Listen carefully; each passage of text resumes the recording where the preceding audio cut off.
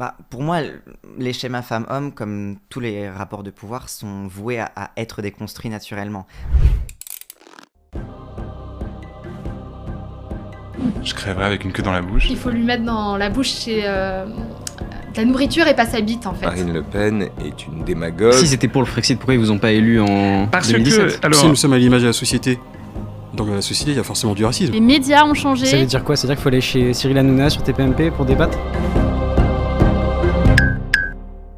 Crayoniste, bonjour. Dans l'épisode de Pour d'aujourd'hui, je reçois Cassandre, militant LGBT et streamer sur Twitch. Cassandre est un homme trans, c'est-à-dire qu'il a été assigné femme à la naissance et qu'il a transitionné vers homme. Avec lui, on a discuté de ce que c'était justement être un homme et qu'est-ce que c'était être une femme. Est-ce qu'on est défini homme par nos attributs physiques ou est-ce que c'est plus profondément quelque chose d'ancré en nous? Et vous, comment vous définiriez la virilité? Donnez-moi votre avis en commentaire, ça m'intéresse. Si cette vidéo vous a plu et que vous n'êtes toujours pas abonné à notre chaîne, n'hésitez pas à vous abonner et à activer la petite cloche pour être notifié lorsqu'une prochaine vidéo sortira. Laissez un j'aime, mettez un commentaire, en vrai ça aide pour le référencement, on va pas se mentir. Bonne vidéo. Salut Cassandre. Salut. Merci d'être ici aujourd'hui pour cet épisode de Pour ça fait très plaisir de te recevoir. Bah, pareil.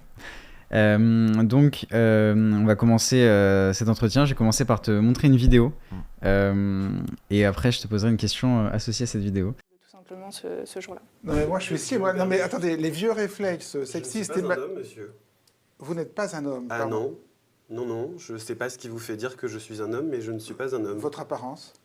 Ah bon? Ah bah il faut pas confondre identité de genre et expression de genre, sinon on va déjà mal partir. Alors non, expliquez-moi. je suis non-binaire, donc ni masculin ni féminin, et je refuse qu'on me genre comme un homme. Comment vous définissez-vous? Comme non-binaire. Comme non-binaire. Oui.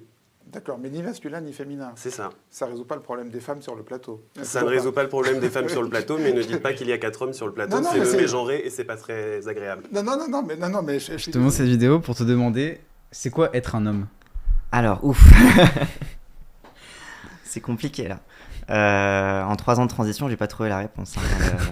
Pour moi, être un homme, j'ai envie de dire, c'est une statistique. Dans le sens où, et là je vais donner une réponse assez très individuelle. Hein. Qu'est-ce qui fait par exemple que je suis un homme? C'est que dans la rue, quand je me balade, dans ma vie quotidienne, personne ne me dit madame ou machin truc. En fait, je suis reconnu socialement comme tel. Donc c'est d'abord l'apparence physique. Alors, socialement, c'est l'apparence physique, dans le sens où, et d'ailleurs c'est intéressant quand dans la vidéo il fait la différence entre expression de genre, identité de genre et tout, il y a souvent un aspect il peut y avoir un aspect parfois de décalage entre, disons, l'identité sociale qu'on veut se voir reconnaître et l'identité sociale qui nous est effectivement reconnue. Et je pense que, moi en tout cas j'ai le privilège que l'identité sociale que je veux qu'on me reconnaisse, c'est celle qui m'est reconnue. Parce que de par mon apparence, de par une apparence un peu normée, etc., on me voit et on se pose pas la question de 2 secondes, quoi. Mais après, par exemple, quand je vois des personnes qui m'ont connu avant que je transitionne, des personnes qui me connaissaient quand c'était encore elles, etc., pour eux c'est plus compliqué parce que eux, quand ils se figurent mon identité, ils se sont formés en eux une identité qui est celle d'une femme. Et du coup, c'est plus difficile par exemple, même si mon identité sociale, même si la boulangère va me dire monsieur, parce qu'elle n'a pas d'a priori par rapport à ce que je suis et qu'elle me voit à l'instant T, quelqu'un qui m'aurait vu avant se serait formé une vision de mon identité qui n'est pas forcément à jour, on va dire. Donc il y a aussi, c'est pour ça qu'il y a une complexité en fait là-dedans, où au final, j'ai tendance à dire que ce qui fait qu'on est homme et femme, c'est ce qui fait notre identité sociale, donc si on est reconnu comme tel ou non. Mais il peut aussi y avoir des résistances qui font qu'on nous refuse d'être reconnu comme tel aussi. Donc c'est pour ça qu'il y a toujours un petit mélange entre le militantisme pour pousser les gens par des bonnes pratiques, par de la reconnaissance, à se poser cette question-là de « Attends, est-ce que comme je la vois, est-ce que forcément c'est exactement ça? Est-ce que je suis vraiment à jour sur mon identité ?» l'identité que je perçois de cette personne. Donc il y a toujours une part de militantisme, mais il y a aussi une part de simplement une existence quotidienne qui fait que, oui, statistiquement, on voit quelqu'un qui a une voix un peu grave, qui a des traits du visage comme ci, comme ça, et on va se dire, ok, monsieur, quoi. Mais on peut très bien avoir une apparence féminine et se dire qu'on est homme. Bien sûr, même il y a beaucoup d'hommes cisgenres qui ont une apparence assez féminine, qui portent des robes, qui se laissent pousser les cheveux longs, etc., et qui continuent de revendiquer une identité masculine. Après, c'est assez intéressant parce que justement, c'est là que mon avis va un petit peu différer. J'ai l'impression que c'est déjà l'expression d'une forme de non-binarité. Parce que c'est déjà l'expression de ce qu'appellerait Judith Butler un trouble dans le genre, où en fait tu mélanges des signaux contradictoires vis-à-vis du genre qui alimentent une espèce de soit de neutralité, soit de multiplication des genres. Et donc là-dedans, c'est vrai qu'en fait voilà, c'est que là-dedans il peut y avoir deux façons de voir la non-binarité. Une façon qui est d'une non-binarité qui est par l'expression du genre, où l'expression du coup brouille les codes du genre et force justement à sortir de cette binarité pour pouvoir analyser quel est le genre qu'on voit, soit une expression de la non-binarité plus individuelle, où on se considère soi comme échappant à l'ordre du genre, quelle que soit la façon dont on s'habille. Est-ce que justement il faudrait, selon toi, abolir ou déconstruire les schémas femmes-hommes et pourquoi pas arriver à un système de non-binarité pour moi, global. Les schémas femmes-hommes, comme tous les rapports de pouvoir, sont voués à être déconstruits naturellement. Donc en fait, quand on parle du genre, de quoi on parle concrètement ? Quand on parle d'abolition du genre, en tout cas tel que je le vois et tel que le voit le féminisme matérialiste, c'est que le genre, c'est le système de domination, c'est le système de hiérarchie. C'est-à-dire, c'est ce qui fait que dans la société, être un homme n'a pas la même valeur qu'être une femme, qu'il y aura certains présupposés qui vont inférioriser le fait d'être une femme, le rapport à la... Voilà, on verra l'étalon de l'expression de genre féminin qui sera associé à de la futilité, etc. Là où être un homme sera associé à de la neutralité, et donc la neutralité n'est pas vouée à être questionnée, donc ce sera par défaut la position de domination. Et en fait, dans ce sens-là, cette hiérarchie-là, cette vision-là hiérarchique qui se base sur des dominations économiques, sur des dominations sociales, etc., il faut l'abolir. Mais c'est cette hiérarchie-là qu'il faut abolir. Je pense que le genre comme expression de soi, le genre comme l'aspect un peu plus esthétique du genre, au contraire, je pense que l'abolition des hiérarchies qui visent à maintenir certaines formes d'expression pour pouvoir bien distinguer qui est un homme, donc qui est le dominant, et qui est une femme, donc qui est la dominée, je pense que l'abolition justement de ce rapport de domination amènera à une multiplication de l'expression des genres. Parce que justement, ce verrou-là, qui est un verrou tout simple, c'est que dans tout système de domination, il faut pouvoir identifier qui est à quelle place. Et donc en fait, dès qu'il y a hiérarchie, il y a forcément binarité, il y a forcément dichotomie. Donc je pense que naturellement, l'abolition de la hiérarchie du genre amène une multiplication des expressions physiques, esthétiques, etc. du genre. Mais pourtant, en tant qu'homme trans, tu es né assigné femme à la naissance et tu as décidé de transitionner vers le genre masculin, le genre que tu considérais, qui était le tien dès la naissance. Mais du coup, pour toi, cette apparence était importante.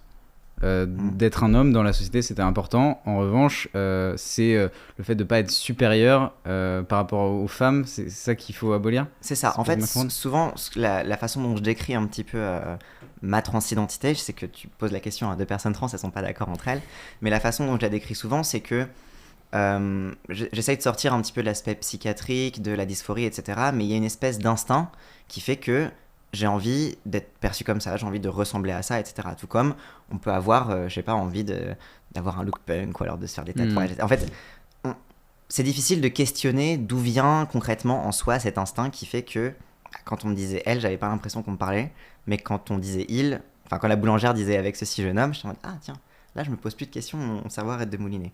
Donc il y a un instinct qui me pousse à me dire en fait c'est à ça que je veux ressembler, mais ce verrou-là de la société me ramène toujours à non, c'est elle, c'est ça, tu vois. Donc, ce qui a fait que j'ai transitionné en homme, c'est pas tant de vouloir me conformer à la masculinité, la domination, etc., mais c'est plutôt ce que j'identifie comme un instinct naturel qui fait qui me place dans cette statistique-là, qui correspond à la statistique de la domination, on va dire. Mais même la façon dont j'exprime ma masculinité, etc., est purement la mienne et n'est pas vouée à coller à un mâle hétéro-dominant. D'ailleurs, je suis même pas hétéro. donc voilà, je pense que en fait, j'ai bougé individuellement dans un système qui, du coup, par la statistique, me place dans la case du dominant. Et t'as pas l'impression justement de perpétuer ce schéma de dominant en étant toi-même j'ai pas ce pouvoir. En transitionnant toi-même. Si tu prends le pourcentage de personnes trans qui vivent en France, je pense que c'est pas nous qui avons le pouvoir de perpétuer cette domination. Au contraire, je pense que on évolue dans cette domination. D'ailleurs, le sociologue Emmanuel Bobatti parle de transfuge de sexe, comme on peut parler de transfuge de classe. Lorsque on a une mobilité de classe sociale ascendante, oui, on peut se poser la question, est-ce que je perpétue le capitalisme malgré avoir des parents ouvriers, devenant chef d'entreprise, etc. On peut se poser cette question individuelle, mais ça changera pas au système, parce qu'individuellement, on n'est pas capable de détruire le capitalisme. Donc tout comme moi, je suis pas capable individuellement de détruire le genre, c'est pas moi qui perpétue le système de genre, mais simplement, j'évolue là-dedans, et j'évolue dans une société qui est déjà conformée et qui interagit déjà indépendamment de moi. Et est-ce que pour toi, il faut, en parlant de hiérarchie homme-femme, est-ce que la virilité, c'est quelque chose qui fait partie de cette hiérarchie, qui contribue à cette hiérarchie que tu vois justement entre les hommes et les femmes?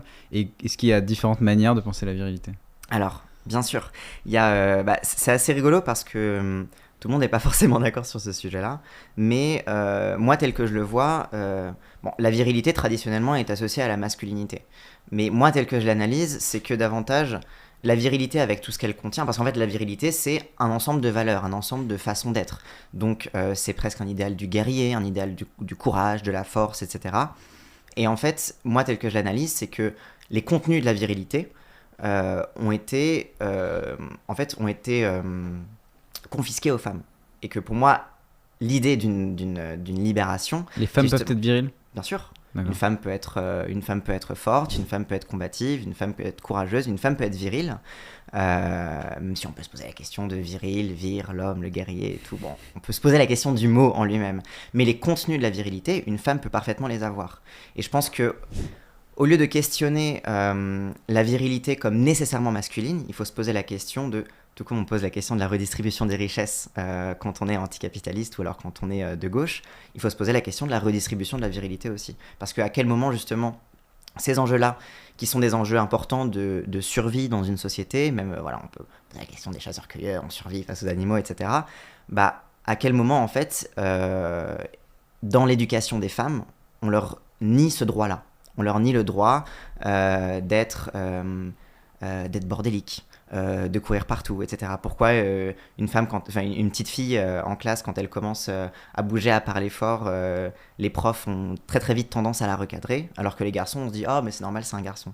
Typiquement là-dedans, en fait, il y a une privatisation de cette virilité à la faveur des hommes. Et qu'en fait, ces valeurs-là, qui sont des valeurs de force qui devraient être neutres, du coup, deviennent l'apanage du dominant. Toi, qu'est-ce que tu penses de ceux qui voient la virilité comme associée à la force physique, justement, avec cette image du guerrier, de il faut être fort? Est-ce que justement, cette part de virilité, c'est quelque chose que les femmes ne peuvent pas avoir? Est-ce que c'est quelque chose qu'il faut encourager et justement, en tant qu'homme, se dire, je suis fort, donc je suis viril et je peux protéger, je sais pas, ma famille, je peux protéger les miens parce que je suis quelqu'un de fort Déjà, moi, je trouve ça assez intéressant qu'on se pose aujourd'hui la question de la virilité et de la force physique à une période de l'existence humaine où ça a le moins d'importance dans l'existence sociale, en fait. Parce qu'au final, qu'est-ce qui a de l'importance dans l'existence sociale aujourd'hui?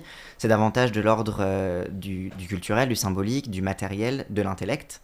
On vend davantage nos cerveaux qu'on vend notre force physique. D'ailleurs, ceux qui vendent leur force physique, ce sont les ouvriers, au final. Donc finalement, c'est ceux qui sont en bas de l'échelle de la domination qui n'ont littéralement que leur force physique pour s'élever.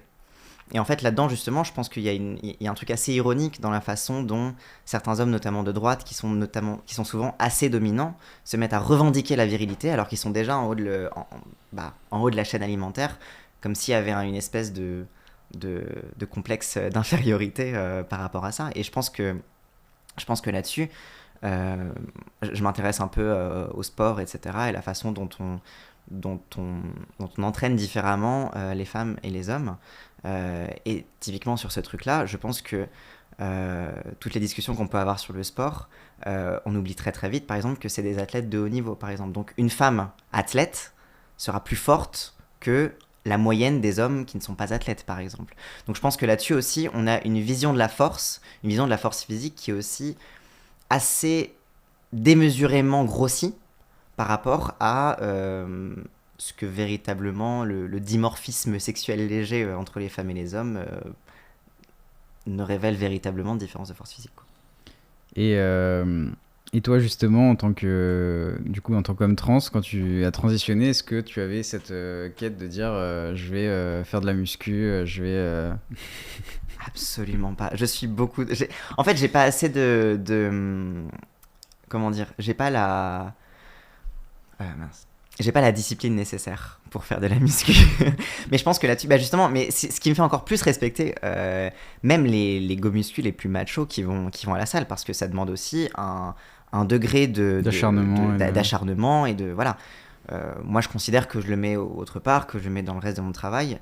Mais c'est vrai que dans ma transition, je l'ai vécu davantage comme une espèce de transition un peu douce, enfin naturelle en fait, comment dire, parce qu'il y a un aspect, c'est vrai que souvent on présente les transitions comme quelque chose d'assez spectaculaire, le avant, après, etc. Alors qu'en fait au quotidien, les hormones elles font leur travail progressivement, t'as les muscles qui commencent à apparaître, ensuite t'as la voix qui commence à muer, t'as quelques poils, mais c'est vraiment des changements imperceptibles au quotidien et tu t'en rends compte uniquement quand tu fais justement ces photos avant-après. Donc moi en fait ce que j'ai attendu de ma transition, c'est tout simplement presque réparer l'injustice que j'avais ressentie quand ma première puberté était arrivée. C'est-à-dire cette première puberté qui était tout aussi lente, tout aussi longue et tout aussi douloureuse à voir au quotidien parce que c'était pas comme ça que je me voyais grandir. C'était simplement une nouvelle puberté qui est aussi longue, aussi lente, pas encore finie, ma barbe n'est pas complète. Et voilà, tout simplement, il y a un terme de Deleuze que j'aime beaucoup, c'est le concept de devenir. C'est simplement un nouveau devenir qui prend son temps, qui s'ancre en fait dans ma vie quotidienne, qui n'a pas changé même grand-chose à ma vie quotidienne. Justement, est-ce que toi aujourd'hui, pour changer un peu de sujet de ce qu'on parle, mais est-ce que tu es féministe ? Alors, il y a plusieurs choses à dire là-dessus. Je me considère féministe parce que je me revendique de l'analyse féministe et je lis énormément de théories féministes pour informer la plupart de mes opinions politiques. Donc dans ce sens-là, je suis féministe. Mais j'ai l'impression qu'il y a une espèce de... Même avec les réseaux sociaux, avec la montée du pop-féminisme, une espèce de facilité presque performative à se dire féministe. C'est-à-dire que moi, je milite pas dans une association féministe, par exemple. On peut dire qu'en militant pour les droits LGBT, c'est une militance féministe, mais voilà, je ne fais pas partie de réseaux féministes, je ne fais pas ce travail-là de terrain, ce fameux travail de terrain, donc j'irai pas dire oui, je suis féministe, me revendiquer féministe juste pour ça. J'espère que simplement mes actes et mes discours parlent pour eux-mêmes, mais justement j'ai l'impression là-dedans que on a un petit peu tendance à revendiquer ces labels politiques davantage comme une identité que comme un témoignage du travail qu'on fait réellement sur le terrain. Donc c'est pour ça que, oui, je me considère féministe, mais de là à dire je suis féministe, ce serait malhonnête, parce que c'est pas le militantisme qui occupe mes journées. Oui, puis pour bien expliquer aussi, dans le militantisme féministe, une certaine partie des féministes, dis-moi si je me trompe, mais une certaine partie des féministes considèrent que justement, si on n'est pas une femme et qu'on n'est pas concerné par le sujet, on ne peut être que allié, notamment. Et justement, toi qui étais assignée femme à la naissance, qui est transitionnée vers homme, du coup, peut-être aussi une sorte de... Comment on peut dire, une sorte de dire est-ce que je suis concerné, est-ce que je suis pas concerné, est-ce qu'il y a ça aussi qui rentre en jeu ou... Au contraire, je sais précisément par quoi je suis concerné et par quoi je ne le suis plus. En fait, c'est assez rigolo parce que quand j'étais encore considérée comme une femme, je me considérais pas du tout comme féministe. Parce que précisément, moi, les personnes qui me harcelaient au collège, qui voulaient que je sois plus féminin, etc., qui voulaient que je me maquille, ça a été les premières à se dire féministe, justement. Donc j'avais un peu une méfiance vis-à-vis de ça. C'est mon expérience personnelle, mais ce qui fait que j'avais du mal à me dire féministe. Et finalement, j'ai découvert le féminisme en transitionnant et en découvrant aussi les luttes LGBT, etc. Mais précisément, je sais précisément par quoi je suis concerné. Je sais que je ne suis plus concerné par le harcèlement de rue. Je sais que je ne suis plus vraiment concerné par le problème de l'écart salarial, il y a quand même un écart salarial entre les personnes trans et les personnes cis, mais c'est davantage en tant que personne trans que en tant que anciennement femme que les hommes trans le subissent, par exemple. Donc je sais précisément ce qui relève de la lutte féministe et ce qui n'en relève pas. Je sais que par exemple sur l'aspect des droits reproductifs, à moins que j'ai envie d'avoir un gosse, je serais davantage traité par le système comme un homme gay un peu bizarre ou comme un homme trans un peu bizarre que comme une femme. Je sais par exemple que quand je vais aller voir un médecin, il va pas considérer que quand je lui dis que j'ai mal quelque part, que je suis hystérique. Donc précisément en transitionnant, je sais aussi quelle est la part du biologique et quelle est la part des représentations sociales dans l'oppression des femmes. Et du coup, je me rends compte à quel point, j'ai toujours la tuyauterie d'origine, mais bizarrement, les gens me traitent plus comme une femme. Donc je sais aussi à quel point cette question-là est purement sociale et purement dans les représentations qui se font. Ok.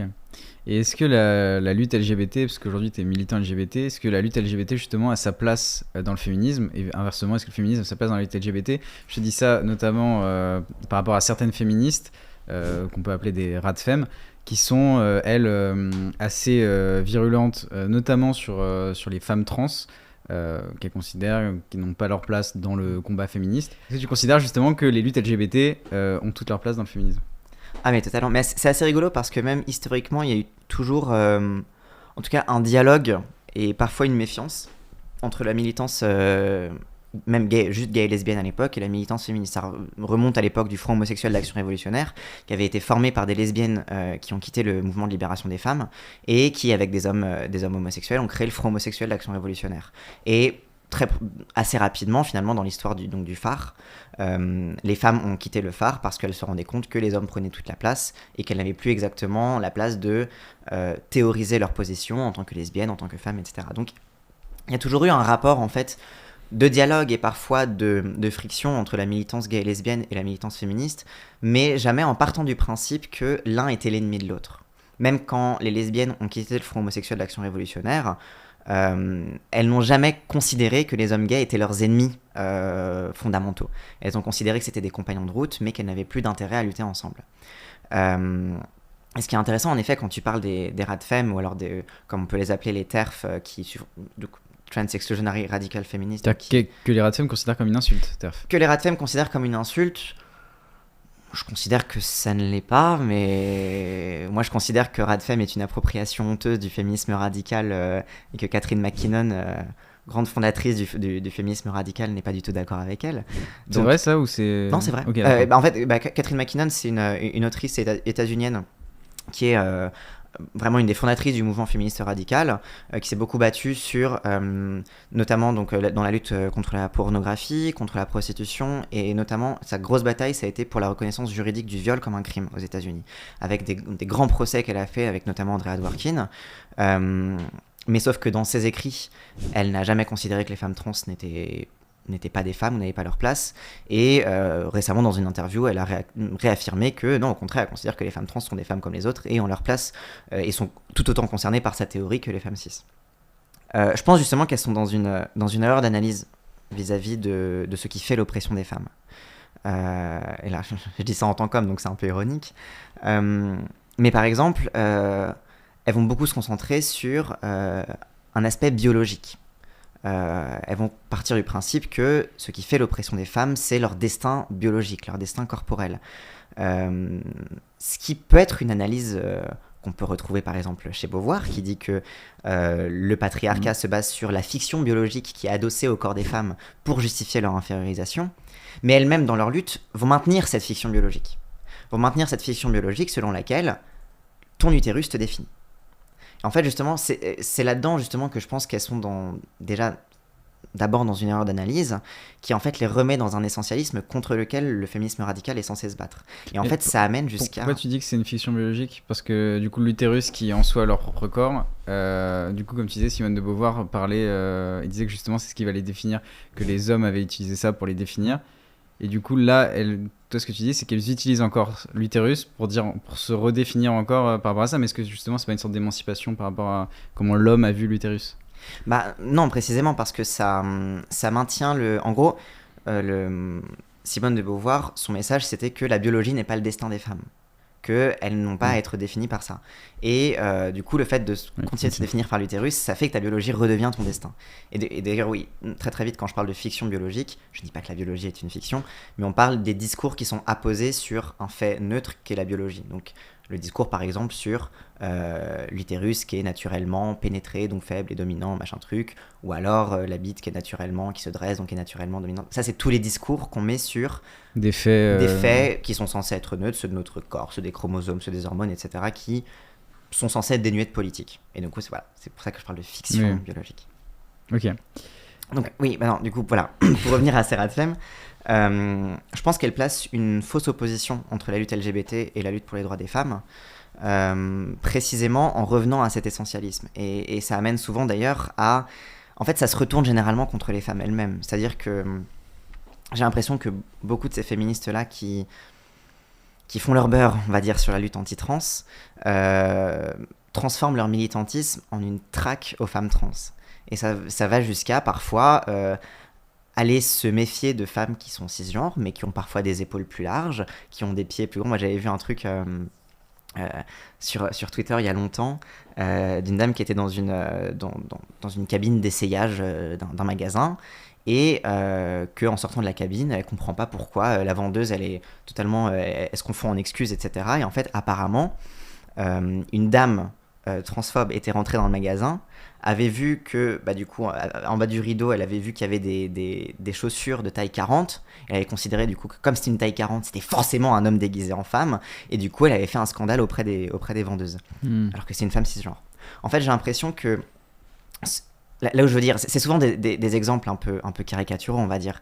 Mais c'est pour dire à quoi ça amène. C'est que revenir à l'essentialisme biologique, comme le font, du coup, au final, ces féministes anti-trans, ça amène à ramener de la police sur le corps des femmes, à ce à quoi doit ressembler une femme, ce à quoi ne devrait pas ressembler une femme, à partir de quel centimètre de mâchoire est-ce que tu es encore considéré comme une femme, à partir de quelle hauteur de voix tu es encore considéré comme une femme, etc. Et en fait, ça amène toujours à refaire le jeu du patriarcat, c'est-à-dire à redéfinir une case bien verrouillée dans laquelle sont censées rester les femmes. Et est-ce qu'aujourd'hui, au sein même des mouvements et des luttes LGBT, est-ce que tout le monde est aligné sur la même ligne là-dessus ? Est-ce qu'il y a des divergences, des points de désaccord ? En vrai... Parce que toi, tu es responsable de... je sais pas comment on peut définir le mouvement LGBT au sein de la France Insoumise. Oui, je suis co-responsable de l'équipe thématique qui s'occupe du programme LGBT à la France Insoumise, à l'Union Populaire.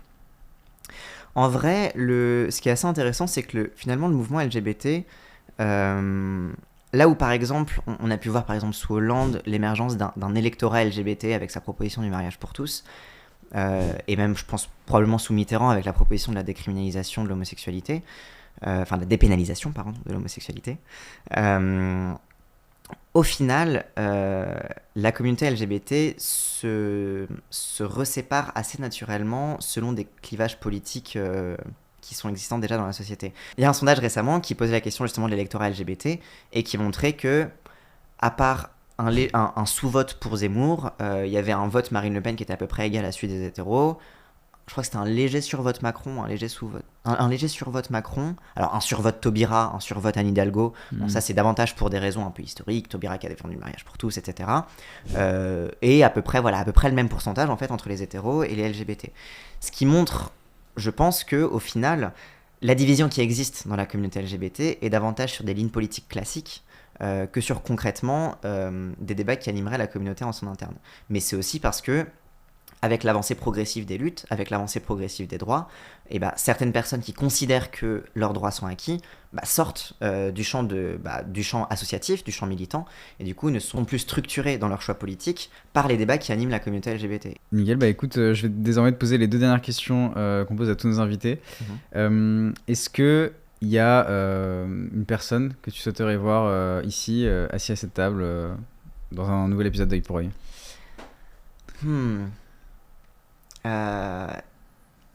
Je pense que je vais prêcher pour ma paroisse. Parce que voilà, moi je viens du petit monde du Twitch politique, bien sûr. Je sais que les camarades Moufette, qui est une dessinatrice de BD qui fait des BD vachement bien sur Twitter, je pense que ce serait vachement bien. Et Krone, qui est une autre streameuse, pareil, une bonne amie. Donc, voilà. On les recevra avec grand plaisir. Et enfin, dernière question, est-ce que tu as une citation, une phrase qui t'accompagne au quotidien que tu aimerais partager Pas une phrase qui m'accompagne au quotidien, mais je pense qu'il est assez à la fois très bateau et qui correspond bien à la discussion qu'on a eue, c'est on ne naît pas femme, on le devient. Enfin, tout ça pour dire aussi que c'est ce que je disais aussi sur le féminisme radical avant, c'est que je pense que si Simone de Beauvoir était en vie aujourd'hui, elle serait à l'existence. Elle serait pas avec les militantes anti-trans. Ça reste la base, Simone de Beauvoir ? Oui, toujours. Merci beaucoup Cassandre. Merci à toi. Cet épisode de Pour Œil est terminé, j'espère qu'il vous a plu. Si c'est le cas, n'hésitez pas à vous abonner, à activer la petite cloche pour être notifié lorsqu'une prochaine vidéo sortira, à mettre un j'aime et à nous laisser votre avis en commentaire, ça nous intéresse. C'était Antonin pour Le Crayon, salut.